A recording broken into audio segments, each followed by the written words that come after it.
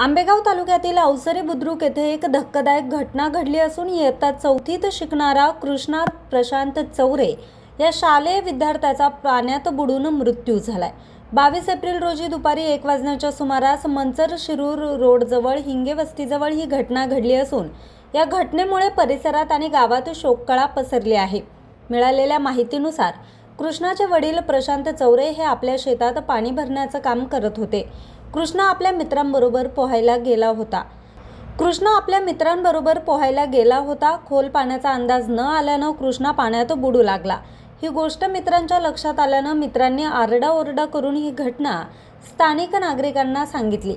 नागरिकांनी पाण्यात उतरून कृष्णाला पाण्याच्या बाहेर काढून रुग्णवाहिकेद्वारे मंचर येथील जिल्हा रुग्णालय या ठिकाणी दाखल केलं।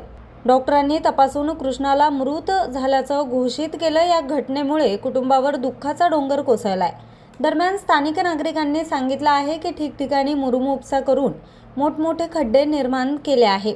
या खड्ड्यांमुळेच कृष्णाचा मृत्यू झाल्याचा अंदाज व्यक्त केला जातोय। प्रशासनानं तातडीनं उपाययोजना करावी अशी मागणी ग्रामस्थांकडून केली जाते। या घटनेचा तपास मंचर पोलीस करत आहे। न्यूज रिपोर्टर समीर गोरडे, आज 24 तास, आंबेगाव।